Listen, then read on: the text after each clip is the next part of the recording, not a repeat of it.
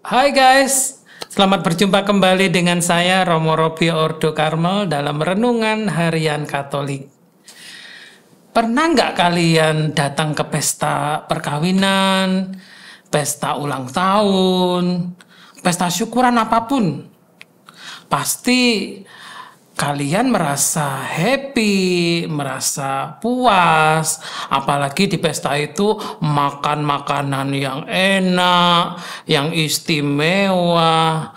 Wah, pasti nggak akan terpikir di dalam pikiranmu kamu akan berpuasa. Orang datang ke pesta pasti untuk makan, untuk kenyang, untuk bahagia, ketawa, ketiwi dengan teman-teman, apalagi mereka yang merayakannya. Tidak ada orang berpuasa di saat pesta, karena kita pasti berbahagia dengan orang yang berpesta. Kalaupun ada orang yang tidak mau makan daging atau makan kue, mungkin hanya karena alasan kesehatan atau diet saja, bukan karena untuk alasan rohani. Jadi benar, sabda Tuhan dalam Injil hari ini, selama pengantin itu ada bersama mereka, mereka tidak dapat berpuasa. Puasa memang sangat baik karena melatih manusia mengendalikan nafsu rohani, nafsu badani.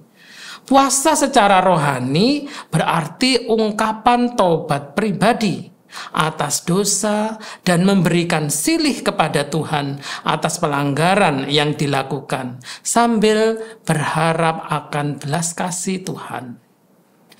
Puasa dapat merupakan ungkapan solidaritas dengan sesama yang miskin, yang lapar, sehingga dengan aksi puasa kita menyisihkan sebagian dari puasa kita untuk menolong saudara-saudara kita yang membutuhkan. Tapi ingat, puasa bukanlah tujuan, melainkan sarana mencapai kesempurnaan rohani, yaitu bersatu dengan Tuhan yang mengasihi kita. Puasa juga bukan satu-satunya cara mutlak untuk bersatu dengan Tuhan. Hal itu nyata ketika para murid Yesus tidak berpuasa pada saat orang-orang Farisi dan murid-murid Yohanes berpuasa. Dan jawaban yang diberikan Tuhan adalah agar kita memiliki kebiasaan baru yang benar mengenai cara mengasihi Tuhan. Bukan hanya dengan puasa, tetapi tinggal bersama Dia, bersama Tuhan, dan ambil bagian dalam karya penyelamatannya. Sebuah resolusi baru mencapai keberhasilan harus disesuaikan dengan langkah yang baru, bukan dengan langkah yang lama. Karena langkah yang lama telah terbukti gagal di masa lalu. Itulah sebabnya hari ini Tuhan bersabda dalam Injil, anggur yang baru hendaknya disimpan dalam kantong yang baru pula. Jangan kita kembali ke masa lampau, nostalgia yang seolah-olah lebih membahagiakan daripada masa yang sekarang. Tentu beda zaman, beda situasi, berbeda juga ekspektasi orang. Kembali seperti dulu lagi tidak mungkin. Tetapi kita memiliki semangat, kerinduan yang sama yang memotivasi kita semakin lebih baik dari yang lalu.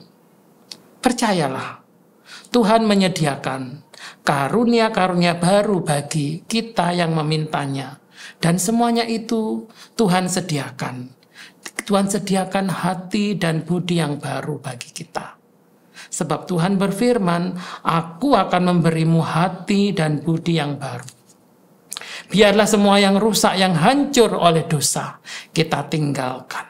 Sekarang, kita sambut hidup baru dalam Kristus. Mulai sekarang kita jadikan Tuhan Yesus Kristus, Sang Mempelai Gereja, menjadi pusat hidup kita.